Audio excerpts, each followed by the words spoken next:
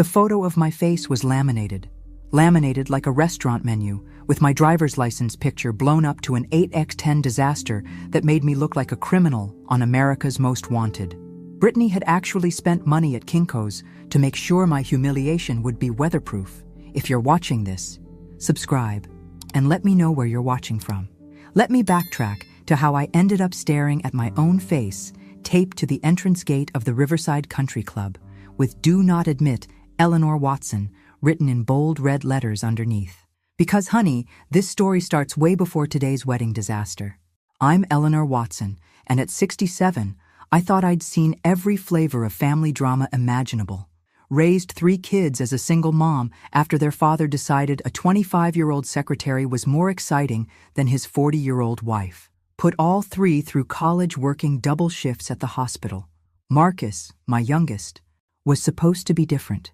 He was the sensitive one, the mama's boy who called every Sunday and never forgot my birthday. That was before Brittany Collins waltzed into his life 2 years ago with her perfect blonde highlights and her talent for making people disappear. The first sign something was wrong came last Christmas. Marcus had always spent Christmas Eve at my house, our tradition for 42 years. But suddenly, Brittany's family needed him more. Then Easter became a Collins family affair. Mother's Day turned into, "We're so busy planning the wedding, Mom." Each excuse delivered with that apologetic smile that said everything and nothing. But the real kicker came 6 months ago when Marcus announced their engagement plans. Not to me directly, mind you. I found out through a Facebook post like any other acquaintance. The caption read, "She said yes, planning the perfect wedding with my perfect future wife." I called him immediately. "Congratulations, sweetheart. When's the big day?" "September 14th, he said, and I could hear Brittany's voice in the background coaching him. "It's going to be small, Mom. Just close family and friends." Close family. I let that sink in while staring at my phone. Apparently, the woman who gave birth to him, raised him alone, and paid for his college didn't qualify as close family anymore. "I'd love to help with planning," I offered, knowing the answer before I asked. "Brittany's got it all handled. She's very particular about her vision." Her vision. Not their vision. Hers. The wedding invitation arrived 3 weeks before the event. Not hand-delivered with excited hugs, not even mailed with love. It showed up in my mailbox between the electric bill and a pizza coupon. The envelope was addressed in Brittany's perfect calligraphy. "Mrs. Eleanor Watson and guest." And guest. As if I was some distant relative they felt obligated to include. I should have known then what I was walking into. Should have recognized the signs of a woman who saw me as competition for her husband's attention. But I'm old-fashioned that way. I believed family mattered. I believed my son would never let anyone treat his mother like garbage. Well, live and learn, and, as they say. So there I stood at 2 p.m. on September 14th, 2025, dressed in my best navy dress and pearl necklace, staring at my own face with a big red "Do Not Admit" stamped across it like I was some kind of wedding crasher. The young security guard looked as embarrassed as I felt. "Ma'am, I'm sorry, but I have strict instructions." "I can see that, honey." I pulled out my phone and took a picture of the sign. "Tell me, do you think this is normal wedding protocol?" His face turned red. I don't know, ma'am. I just follow orders." That's when I realized something that would change everything. This wasn't spontaneous cruelty. This was planned, calculated. Brittany had spent time and money ensuring I would be humiliated in the most public way possible, and that meant she was afraid of something.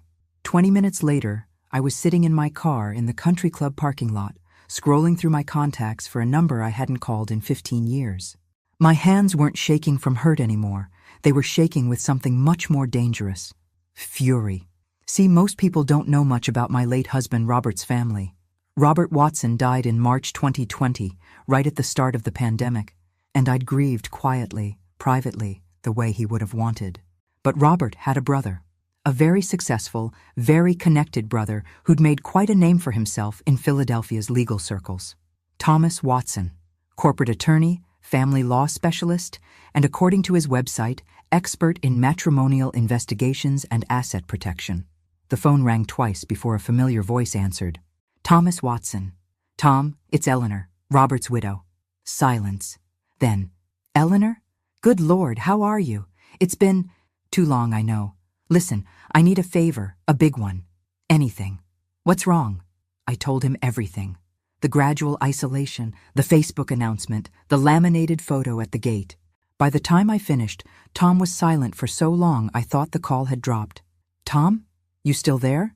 I'm here. Eleanor, what you're describing, this level of deliberate exclusion from a family event, it suggests something deeper is going on. What do you mean? In my experience, when someone goes to this much trouble to keep a parent away from their child's wedding, they're usually hiding something significant. My heart started beating faster. Like what? Could be financial, could be personal, could be both. Tell me about this Brittany. What do you know about her background? I realized with growing unease that I knew almost nothing. She works in marketing, I think. Met Marcus at some conference. She's from money, apparently. Her father owns some kind of business. What's her maiden name? Collins. Brittany Collins. I heard typing in the background. Eleanor, I'm going to make some calls. Can you give me 2 hours? What kind of calls? The kind that tell us who we're really dealing with. Stay by your phone. After hanging up, I sat in my car watching well-dressed guests arrive for my son's wedding. Couples laughing, families posing for photos, everyone celebrating love and new beginnings. Everything I should have been part of. Instead, I was conducting a background investigation on my new daughter-in-law from a parking lot. My phone buzzed with a text from Marcus. Mom, heard there was some confusion at the gate. Brittany says the security company made a mistake with the guest list. So sorry. Can you come back? A mistake, right. The same kind of mistake that requires lamination and red ink. I texted back, already left. Have a wonderful wedding. His response came immediately. Please come back. It's important to me that you're here. Important enough to override his wife's mistake? I doubted it. This felt like damage control. Someone had probably seen my photo and asked uncomfortable questions. I was about to drive away when my phone rang. Tom's name appeared on the screen. That was fast, I answered. Eleanor, we need to talk, in person. How soon can you get to Philadelphia? Something in his tone made my blood run cold. Tom, what did you find? Not over the phone. Trust me on this. How soon? I looked back at the country club, where my son was probably saying I do to a woman who'd just tried to ban his mother from the ceremony. I can be there in 2 hours. Good. Come straight to my office. And Eleanor? Don't mention this conversation to anyone, not even Marcus. Not yet. The line went dead, leaving me staring at my phone in the empty parking lot. Whatever Tom had discovered in his 2 hours of phone calls, it was serious enough that he wouldn't discuss it over the phone. Serious enough that he wanted to see me immediately. Serious enough that he was telling me to keep secrets from my own son. I started my car and pulled out of the country club parking lot, leaving my son's wedding behind. But I had a feeling this was just the beginning of the story, not the end. And somehow, I suspected Brittany Collins had just made the biggest mistake of her life. Tom's office in downtown Philadelphia looked exactly like what you'd expect from a successful family attorney. Mahogany everything. Law books that probably cost more than my car, and a view of the city that screamed, I win cases. He'd aged well since Robert's funeral. Still tall, still commanding, but with silver hair that made him look distinguished rather than old. The family resemblance to Robert was striking. Same intelligent green eyes. Same way of leaning forward when something had his complete attention. Eleanor, sit down. You want coffee? Water? Something stronger?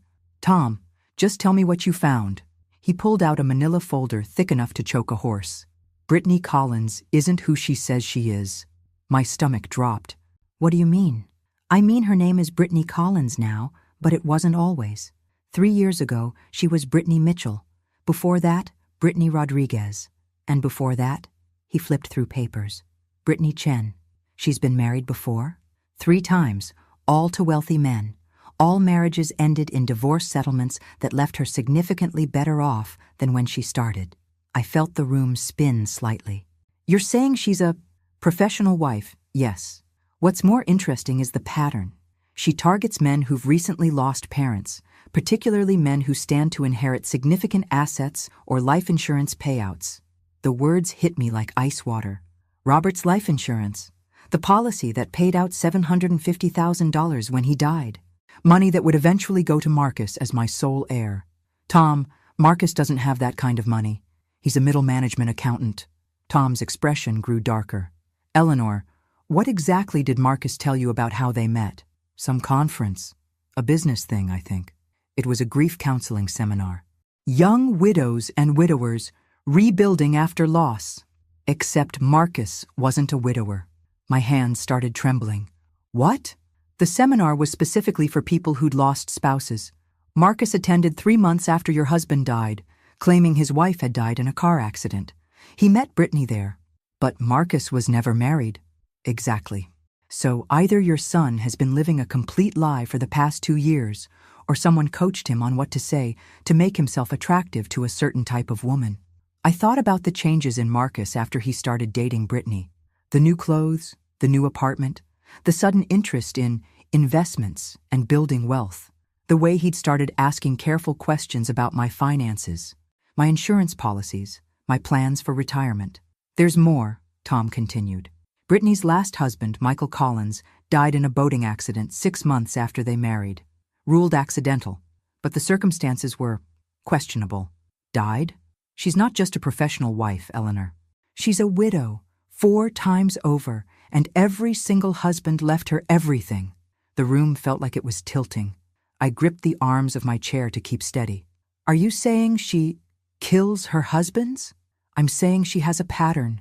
She meets grieving men, marries them quickly, and within a year, she's collecting life insurance payouts.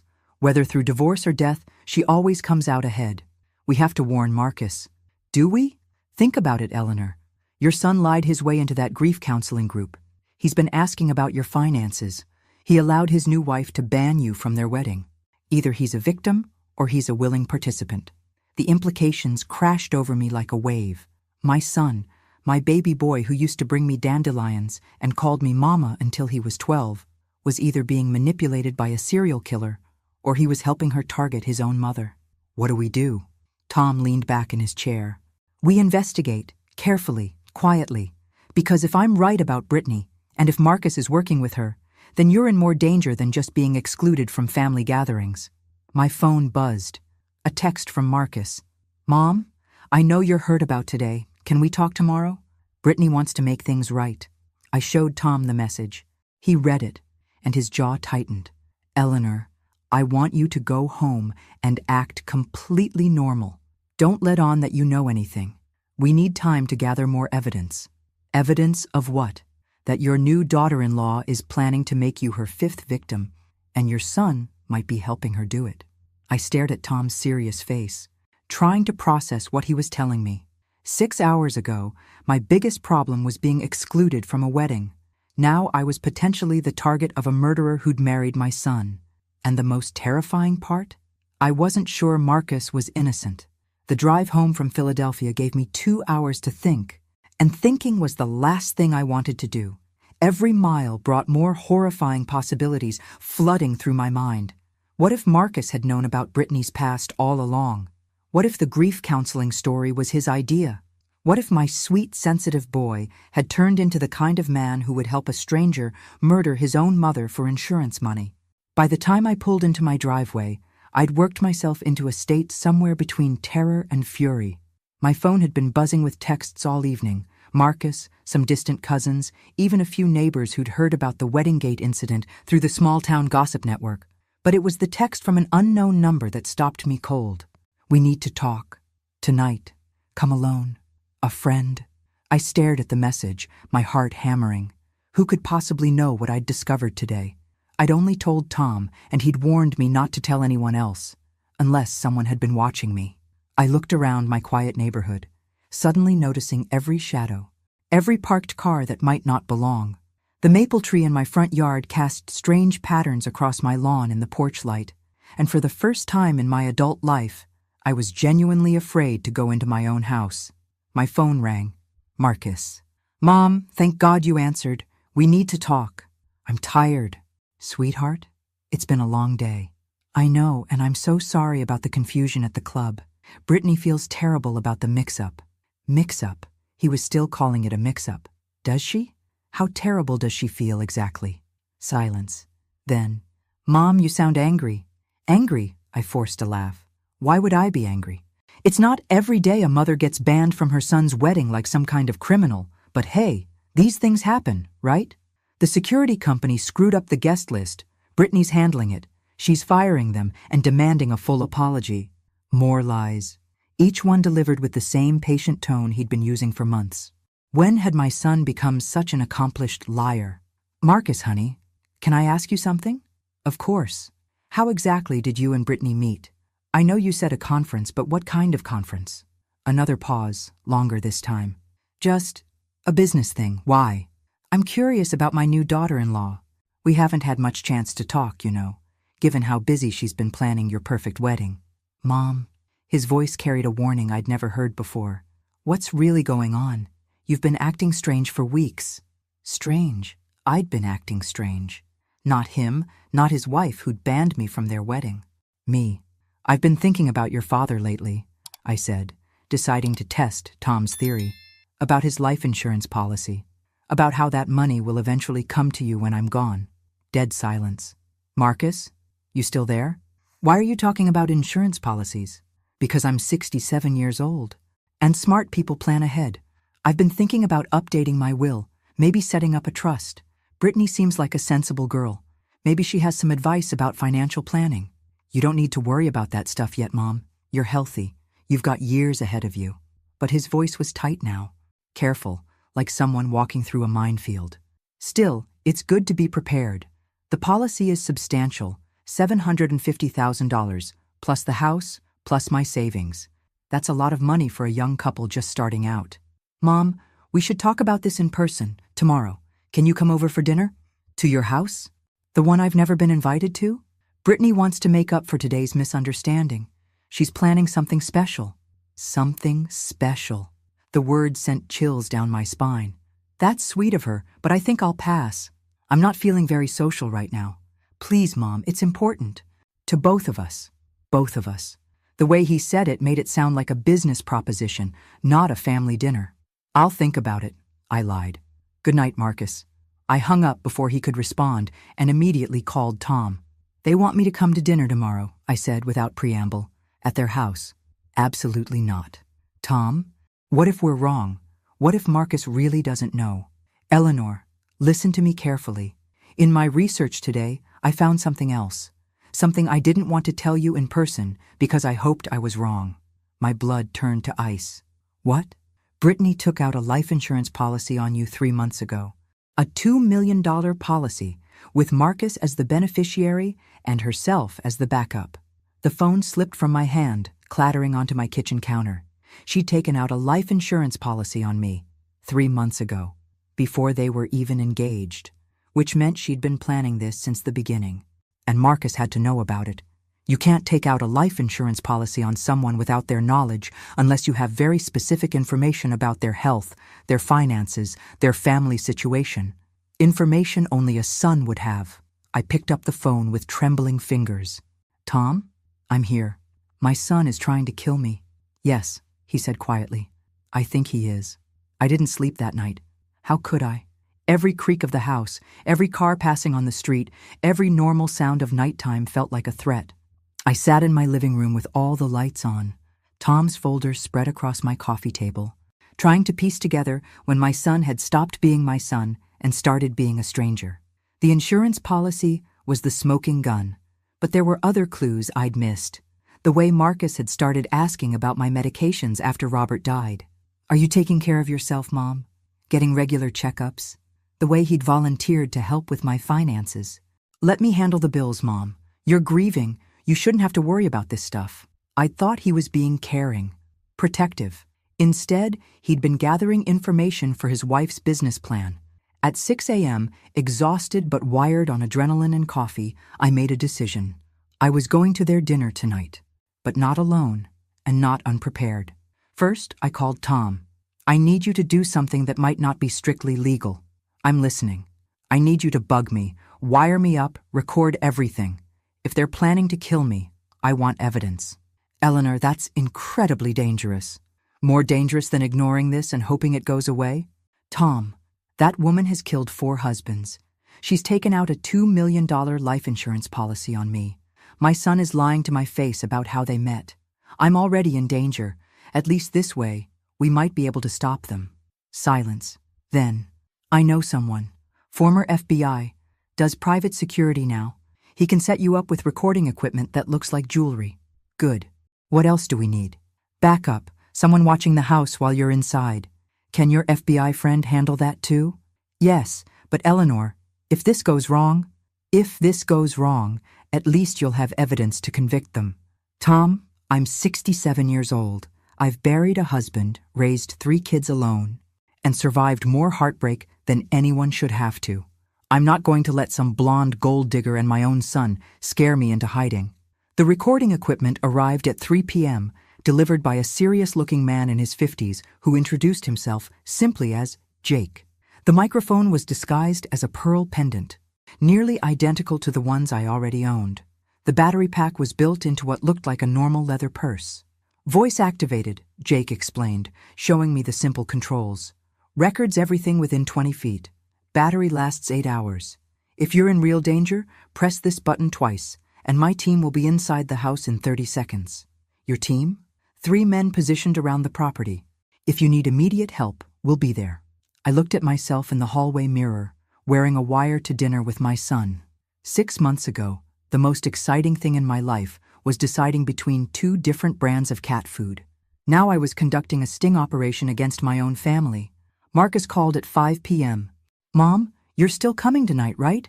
Brittany's been cooking all day. I'll be there at 7. Great. And Mom? Brittany really wants to clear the air about yesterday. She feels terrible about the misunderstanding. Misunderstanding. He was still calling it that. I'm sure she does. Sweetheart. The drive to their house should have taken 15 minutes. I stretched it to 30, taking the long way, giving Jake's team time to get into position. The house was in one of those new developments where every lawn looks like it was measured with a ruler and every mailbox cost more than most people's monthly grocery budget. Perfect for a professional wife who specialized in marrying men with money. Brittany answered the door, wearing a white sundress that probably cost more than my car payment. Her smile so bright it could have powered the city grid. Eleanor, I'm so glad you came. I've been sick about yesterday's mix-up. Come in, come in. The house was exactly what I'd expected, all gray and white and chrome, the kind of place that looked like a magazine spread but felt like no one actually lived there. No family photos, no personal touches, nothing that suggested real people with real lives. Something smells wonderful, I said, playing my part. Beef Wellington. Marcus mentioned it was one of your favorites. It wasn't. I'd never eaten beef Wellington in my life, but Marcus wouldn't know that. We'd never talked about fancy food, which meant either Brittany was guessing or she'd gotten her research confused with one of her other victims. How thoughtful. Where is Marcus? Putting wine in the refrigerator. He'll be right out. Can I get you a drink? I made a special cocktail, elderflower and gin, very refreshing. Just water for now, thanks. She looked disappointed but quickly recovered. Of course. You must be tired after yesterday's stress. I still can't believe that security company put your name on the exclusion list by mistake. There it was again. The lie, told with such conviction that I almost believed it myself. Marcus appeared from the kitchen, carrying a bottle of wine and wearing the same false smile as his wife. Mom, you look great. How are you feeling? Oh, you know how it is at my age. Every day above ground is a good day. They exchanged a quick glance that I might have missed if I hadn't been looking for it. Don't say things like that, Mom. You're going to live forever. No, I realized with crystal clarity. They really didn't want me to live forever. But they were about to find out that this old lady wasn't going down without a fight. Dinner was a masterpiece of psychological warfare disguised as family bonding. Brittany had clearly done her homework. She asked about my garden, my book club, my volunteer work at the animal shelter. All the right questions delivered with perfect timing and genuine seeming interest. Marcus played the devoted son, asking about my health, my sleep, whether I'd been taking my vitamins. To anyone watching, we looked like a normal family working through a minor misunderstanding. But I caught the looks they exchanged when they thought I wasn't paying attention. The little nods, the raised eyebrows, the silent communication of 2 people executing a plan. Eleanor, Marcus tells me you've been having some trouble sleeping lately. Brittany said as she served dessert, a beautiful lemon tart that probably came from the most expensive bakery in town. I hadn't told Marcus anything about sleeping problems, because I didn't have sleeping problems. Oh, you know how it is. Sometimes my mind races at night. That's so common at your age. My grandmother had the same issue. Her doctor prescribed something wonderful, really helped her relax. What kind of something? Marcus leaned forward. Actually, Mom, we've been talking, and we think you might benefit from seeing Dr. Peterson. He's Brittany's family doctor, specializes in older patients. Older patients. Like I was some kind of geriatric case instead of a perfectly healthy 67-year-old woman. That's thoughtful, but I have a doctor? Doctor Martinez has been taking care of me for 15 years. Of course, Brittany said smoothly, but Dr. Peterson has such a modern approach, very forward-thinking about medication management for seniors. Medication management. The phrase sent chills down my spine. What kind of medications? Just things to help with quality of life. Sleep aids, anxiety medication, maybe something for memory issues if they develop. Memory issues. They wanted to drug me until I was too confused to manage my own affairs. Classic elder abuse, dressed up as caring concern. I don't have memory issues. Not yet, Marcus said, but prevention is important. Dr. Peterson believes in staying ahead of these things. How considerate of him. And how exactly did this topic come up between you two? Another look passed between them. Brittany recovered first. Marcus mentioned that you seemed forgetful lately. Nothing serious, just little things. We thought it might be stress from losing Robert. Forgetful. I hadn't been forgetful about anything, but I was starting to understand their strategy. Establish a pattern of concern about my mental capacity, get me on medications that would actually cause confusion and memory problems, then use my deteriorating condition to justify taking control of my finances. Brilliant, really. And it would have worked if I hadn't figured it out. Well, I said, taking a bite of the lemon tart, I appreciate your concern. Both of you. It means so much to know my family is looking out for me. Always, Mom, Marcus said, his voice thick with fake emotion. We just want you to be safe and comfortable. Speaking of comfortable, Brittany said, we've been thinking about your living situation too. Here it comes, I thought. What about my living situation? That big house all by yourself. It must be lonely. And all those stairs. What if you fell? I've been living in that house for 30 years. I think I can manage a few stairs. Of course you can, Marcus said quickly. But maybe it's time to think about something smaller, easier to maintain. There are some beautiful senior communities. Senior communities. They wanted to move me into assisted living, where someone else would control my daily routine, my visitors, my access to my own money. I'm not ready for a nursing home. Marcus. Not a nursing home, Brittany corrected. An active adult community, independent living with built-in support services. We've actually looked at a few places. They'd been house hunting for me, without asking, without telling me. How thoughtful and expensive, I imagine. Well, yes, but that's what your savings are for. The equity in your house would more than cover the entrance fee, and your monthly expenses would actually be lower. Lower monthly expenses because I'd have signed over all my assets to pay the entrance fee. Standard operating procedure for this type of scam? Isolate the victim, control their environment, manage their money, then wait for nature to take its course. Except they weren't planning to wait for nature. It sounds like you've given this a lot of thought, I said carefully. We just want what's best for you, Marcus said. We love you, Mom. Love. He said it like he meant it, looking directly into my eyes with the same earnest expression he'd worn as a child when promising he hadn't broken my favorite vase. But this time, I knew he was lying. And more importantly, he didn't know that I knew. Which meant I had one advantage in this deadly game. They thought I was just a confused old lady who could be manipulated with fake concern and forced smiles. They were about to learn how wrong they were. Well, I said, setting down my fork and smiling at both of them, this has been such a lovely evening. Thank you for including me in your plans for my future. It's so nice to know you're both thinking about what's best for me. The look of satisfaction that passed between them told me everything I needed to know. They thought they'd won, but the game was just beginning. I left their house at 9:30 p.m. with hugs, promises to think about their suggestions, and a doggy bag of leftover beef Wellington that I planned to feed to my neighbor's garbage disposal. The recording device had captured every word, every pause, every carefully orchestrated manipulation. Jake was waiting in my driveway when I got home, leaning against a black SUV like some kind of suburban secret agent. "How'd it go?" he asked as I approached. "They want to drug me, move me into assisted living, and manage my money until I conveniently die of natural causes. Did you get it all on tape?" I patted my pearl necklace. "Every lying word." "Good. We need to move fast. Tom's already contacted a federal prosecutor. Turns out they've been tracking Brittany Collins across 3 states.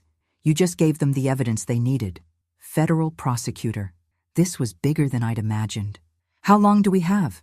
"Maybe a week before they escalate. Based on the pattern with her other victims, she'll push hard for the doctor visit and the housing change. Once she gets you on medication and isolated, things move very quickly." I thought about Marcus's earnest face across the dinner table, talking about my safety and comfort while planning my destruction. "Jake, can I ask you something? In your professional opinion, is my son a victim or a willing participant?" He was quiet for a long moment. "Mrs. Watson, in my experience, it's rare for someone to be completely innocent in these situations. Your son may have started as a victim, but those insurance forms? The dinner tonight? He's in it now, whatever his original intentions were." The words hit harder than I'd expected. Some part of me had still been hoping Marcus was just manipulated, confused, led astray by a master manipulator. But the evidence said otherwise. What happens next? Tom will call you tomorrow with a plan. For now, act normal. If they contact you, be agreeable, but don't commit to anything specific. And Mrs. Watson, don't eat or drink anything they give you. Nothing. After Jake left, I sat in my kitchen with a cup of tea, staring at the recording device. Such a small thing to contain such enormous betrayal. Tomorrow, I would have to face my son knowing he wanted me dead. Tomorrow, I would have to pretend everything was normal while federal agents built a case against my own family. But tonight, I was just a mother, grieving the loss of a child who was still alive. My phone buzzed with a text from Marcus. "Thanks for coming tonight, Mom. Brittany was so happy to finally connect with you. Let's talk about Dr. Peterson tomorrow?" I stared at the message for a full minute before responding. "Had a lovely time. We'll think about everything we discussed." His reply came immediately. "Love you, Mom." 3 words that should have warmed my heart. Instead, they felt like a knife twisting in my chest. I turned off my phone and went to bed, but sleep didn't come. Instead, I lay in the darkness thinking about the little boy who used to climb into my bed during thunderstorms, who cried when he accidentally stepped on a butterfly, who told me every day until he was 8 that he was going to marry me when he grew up. Somewhere along the way, that little boy had become a man who could look me in the eye and plan my murder. And the worst part? I still loved him. Tom called at 7 a.m. with news that made my coffee taste like acid. The prosecutor wants to move fast. They're planning arrests within 48 hours. Both of them? Brittany, definitely. Marcus, they're still building the case. But Eleanor, there's something else. Something we discovered overnight. I gripped the phone tighter. What now? Brittany's first husband, the one who supposedly died in a car accident 5 years ago. He didn't die. He's alive, living in witness protection. And he's been helping the FBI track her ever since. The room started spinning. What? David Chen faked his death to escape her. She'd been slowly poisoning him with prescription medications, the same pattern she used with the others. He figured it out, went to the FBI, and they helped him disappear while building a case against her. So she thinks she's killed 5 people. But she's only actually killed 4. 3. Michael Collins, the boating accident victim. Also alive, also in witness protection. Eleanor, this woman is sloppy. She's gotten away with it because she moves frequently and changes her name. But she's not as smart as she thinks she is. A bitter laugh escaped me. Smart enough to fool my son. About that, the FBI wants to offer Marcus a deal, testify against Brittany, admit to his role in the conspiracy, and he'll do minimum security prison time instead of facing murder conspiracy charges. Prison time. My son was going to prison. How long? 2 to 5 years. Probably out in 3 with good behavior. I closed my eyes, trying to process it all. 3 years. Marcus would be 45 when he got out, still young enough to rebuild his life, if he was smart enough to take the deal. What if he doesn't cooperate? Then he goes down with her. Murder conspiracy, insurance fraud, elder abuse. He's looking at 20 to life. 20 to life for trying to kill his own mother. Tom, I need to see him before the arrests. I need to give him a chance to do the right thing. Eleanor, that's incredibly dangerous. If he's desperate, he's still my son. Maybe, underneath all this, he's still the boy who used to bring me dandelions. Maybe he can still be saved. And if he can't? I thought about that for a long moment. Then at least I'll know I tried. Tom arranged a meeting for that afternoon.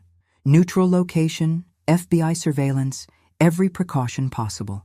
But I insisted on seeing Marcus alone first, giving him one last chance to confess, to choose his mother over his murderous wife. The coffee shop was nearly empty at 3 p.m. on a Tuesday. Marcus was already there when I arrived, sitting in a corner booth with his back to the wall. He looked terrible, pale, exhausted, like he hadn't slept any better than I had. Mom, thanks for meeting me. We need to talk about last night. Yes, we do. Brittany's concerned that you seemed resistant to our suggestions. She thinks maybe we came on too strong. Still lying, still manipulating, even now when everything was about to fall apart. Marcus, I'm going to ask you a question, and I want you to think very carefully before you answer. Okay? Do you know who your wife really is? His face went very still. What do you mean? I mean, do you know about her previous marriages? Her previous names? Her previous widowhoods? The color drained from his face completely. Mom, do you know about the life insurance policy she took out on me? Do you know about David Chen and Michael Collins? He started to stand up, but I grabbed his wrist. Sit down, Marcus. We're going to finish this conversation. How do you... He slumped back into the booth. Who told you? Does it matter? What matters is that you have a choice to make. Right now. Today. You don't understand. It's not what you think. Then explain it to me. He looked around the coffee shop like a trapped animal, then leaned forward and lowered his voice. She said she would kill you anyway if I didn't help. She said if I cooperated, she'd make it quick, painless. If I didn't, she'd make you suffer. The words hit me like a physical blow. So you chose to help her murder me to spare me pain? I thought maybe I could protect you somehow. Find a way to warn you or stop her or... He buried his face in his hands. God, Mom, I'm so sorry. I never wanted any of this. For the first time in days, I heard my real son's voice. Scared, ashamed, but real. Marcus, look at me. He raised his head, and I saw tears in his eyes. The FBI is going to arrest both of you tomorrow. But they're offering you a deal. Testify against Brittany, and you'll do minimum time instead of life in prison. How do you know about the FBI? Because I've been working with them. Because I'm not the helpless old lady you and your wife thought I was. He stared at me in shock. You... What? I recorded everything last night. Every lie, every manipulation. Every plan to drug me and steal my money. It's all on tape, Marcus. Oh, God. He started shaking. Oh God, she's going to kill me when she finds out. No, she's not, because she's going to be in federal custody. The question is whether you'll be in the cell next to her or whether you'll take the deal and testify against her. I can't. Marcus.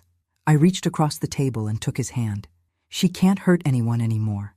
It's over. But you have to choose, right now, whether you want to save yourself or go down with her. He was quiet for a long time, staring at our joined hands. Finally, he whispered, "What kind of deal?" The next morning, I woke up to the sound of police sirens. Not unusual in any neighborhood, but these were close. Very close. I looked out my bedroom window and saw them. 3 black SUVs parked in front of the house 2 streets over. Marcus and Brittany's house. My phone rang. Tom. It's happening now. Marcus called his contact at the FBI at midnight last night. He's taking the deal. Relief flooded through me so suddenly I had to sit down on my bed. He's cooperating? Full cooperation. He's telling them everything. How Brittany recruited him, how she coached him to lie about his background, how she planned to kill you.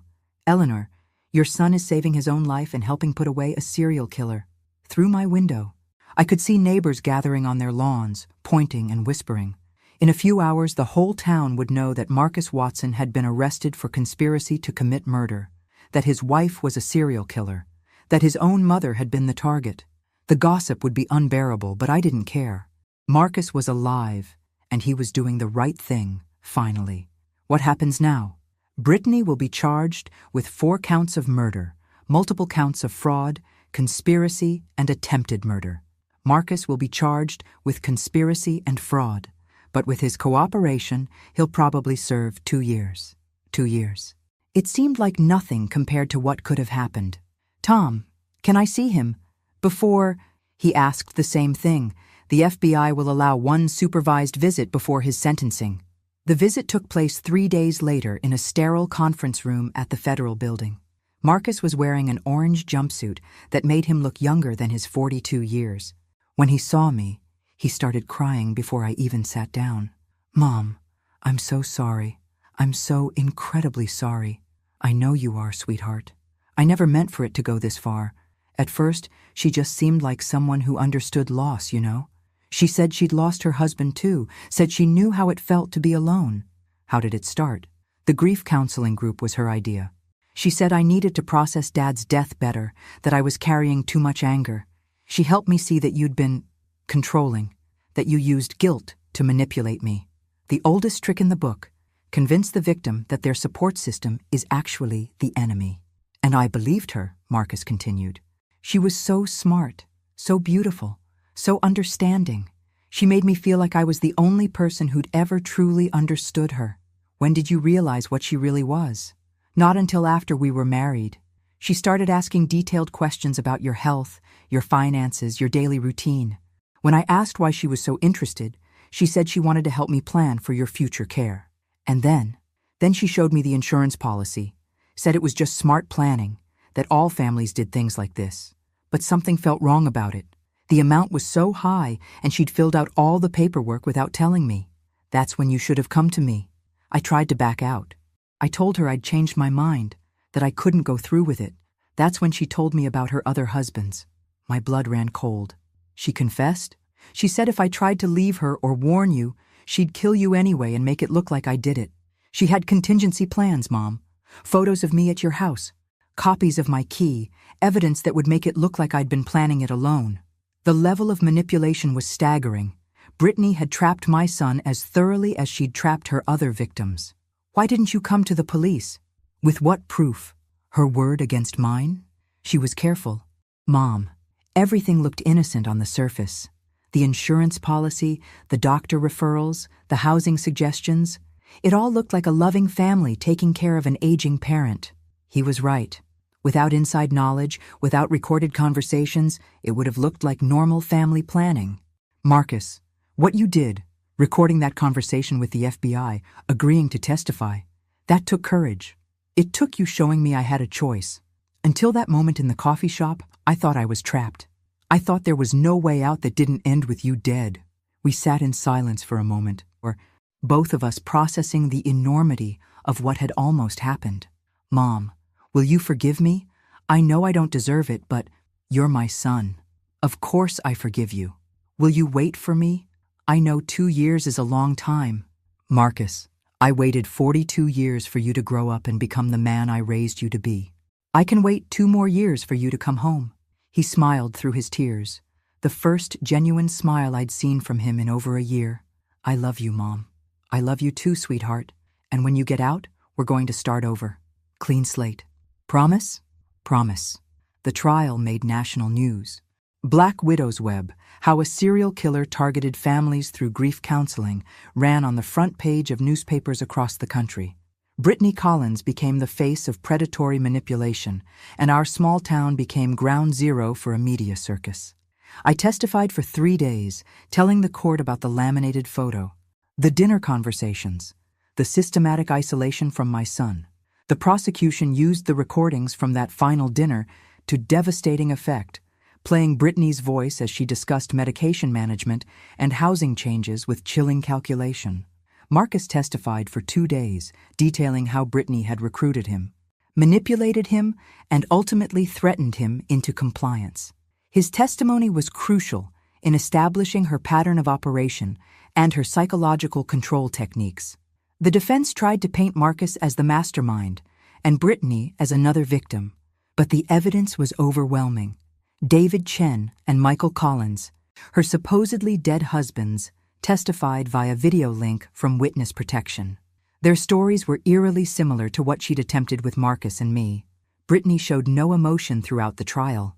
She sat at the defense table in a conservative blue suit, taking notes and whispering to her lawyers as if this was all a minor business disagreement. Only once did I see her mask slip, when the prosecutor played the recording of her discussing my memory issues and need for medication management. For just a moment, her eyes met mine across the courtroom, and I saw pure rage. The jury deliberated for less than 4 hours, guilty on all counts. 4 life sentences without the possibility of parole. Marcus was sentenced 3 weeks later to 2 years in minimum security federal prison, followed by 3 years of supervised probation. He would serve his time at a facility in North Carolina that focused on white-collar criminals and first-time offenders. As I watched my son being led away in handcuffs, I felt a complex mix of emotions. Relief that justice had been served, grief for the years we'd lost to Brittany's manipulation, hope that he would use his time in prison to truly understand what he'd done and why. But mostly, I felt proud. Proud that when it mattered most, when he had to choose between saving himself and doing the right thing, my son had found his moral compass. The media attention died down after a few months, but the impact on our small community lingered. Property values dropped in Marcus and Brittany's neighborhood. The grief counseling center where they'd met implemented new screening procedures. Several families came forward with their own stories of financial manipulation by people they'd trusted. I became something of a reluctant expert on elder abuse prevention, speaking at community centers and senior living facilities about the warning signs of financial exploitation. It wasn't a role I'd ever imagined for myself, but it felt important.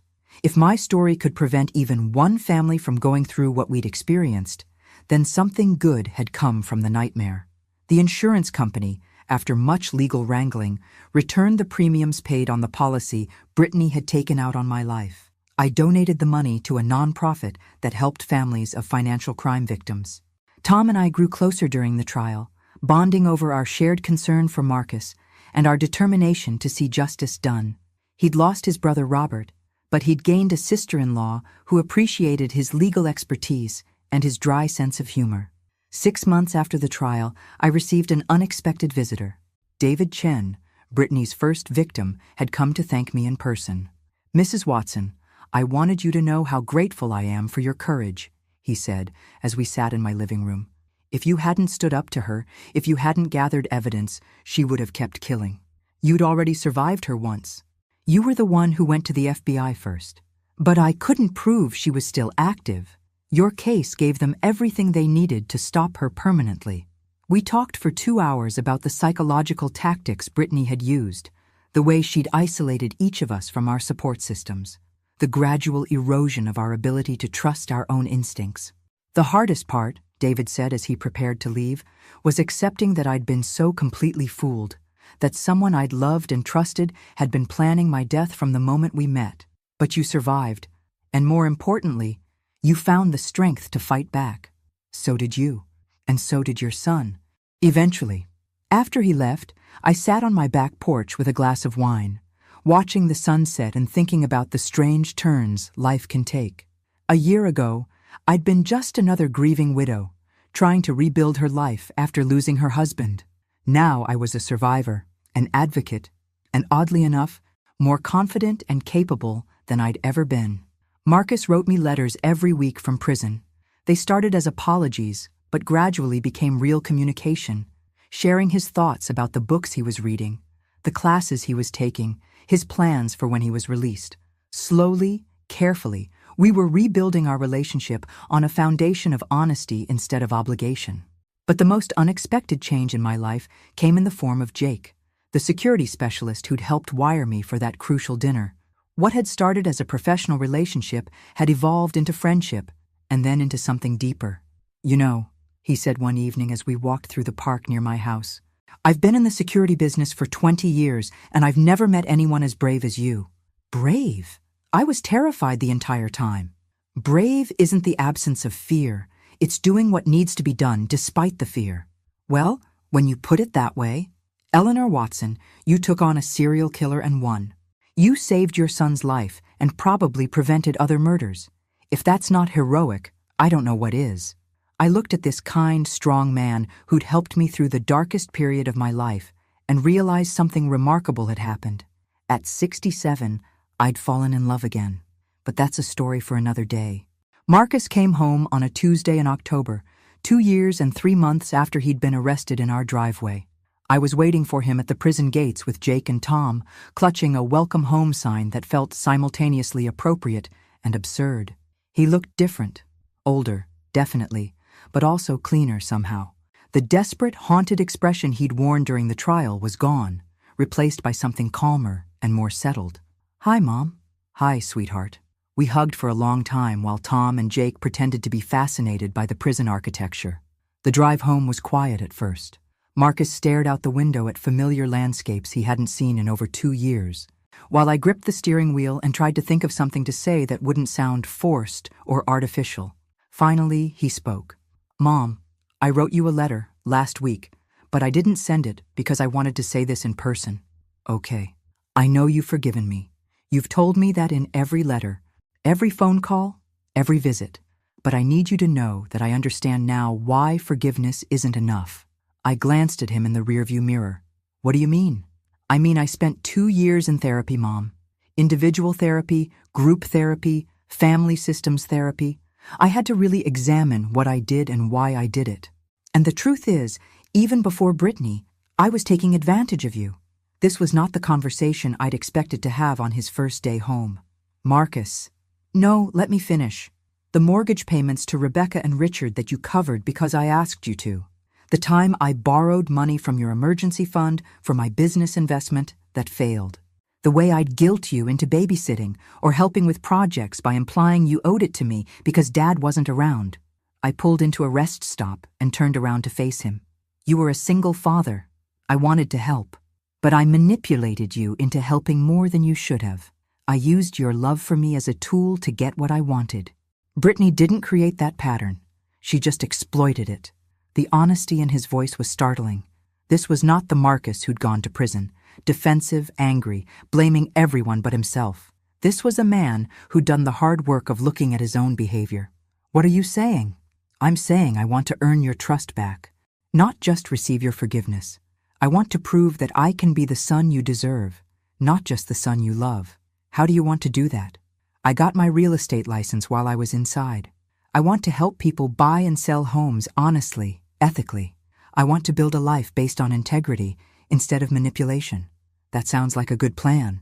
And I want to pay you back. Every dollar I ever took from you, with interest. It'll take time, but I want to make it right." I studied his face, looking for signs of the old Marcus, the one who'd made promises he hadn't kept. But all I saw was sincerity and determination. "Marcus, you don't have to."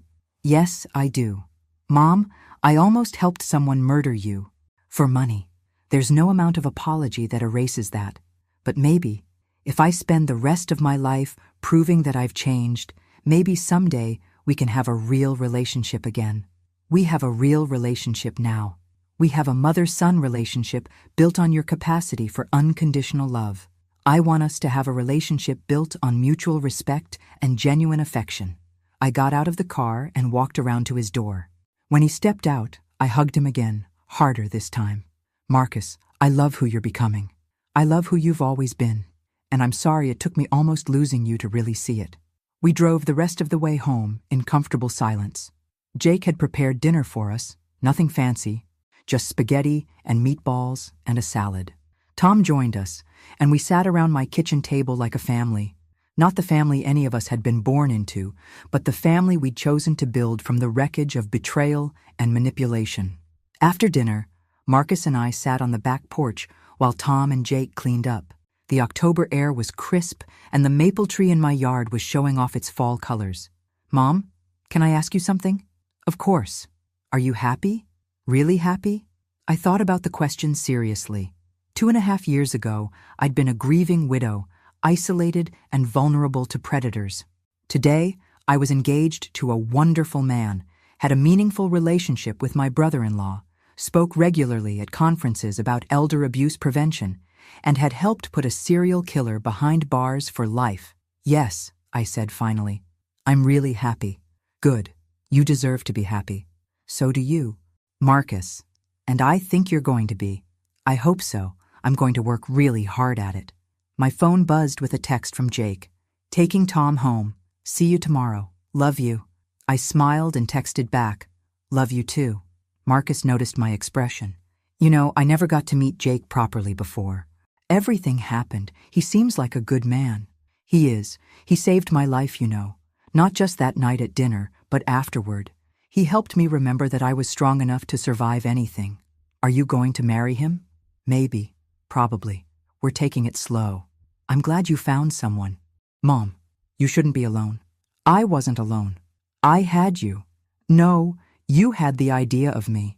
The version of me you wanted to believe existed, but the real me was too selfish to see how much you needed companionship and support. Marcus, stop beating yourself up. You're here now, and you're present in a way you never were before. That's what matters. We sat quietly for a while, watching the stars come out in the darkening sky. Mom?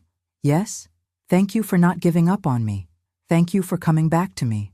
I love you. I love you too, sweetheart. Welcome home. 3 months later, Jake and I got married in my backyard, with Marcus walking me down the makeshift aisle and Tom officiating. It was a small ceremony, just us, a few close friends, and the family we'd built from the ashes of betrayal. As I stood under the maple tree where I'd sat so many evenings grieving my old life, I realized something profound. Sometimes the worst thing that happens to you becomes the doorway to the best thing that happens to you. Brittany Collins had tried to destroy my family, steal my money, and end my life. Instead, she'd forced me to discover strength I didn't know I possessed, helped me find love I thought was lost forever, and given me a purpose that made every day meaningful. Sometimes justice isn't just about punishment. Sometimes it's about the beautiful life you build after surviving someone else's evil. And sometimes, if you're very lucky, you get to share that beautiful life with the people who helped you fight for it. Thanks for listening. Don't forget to subscribe and feel free to share your story in the comments. Your voice matters.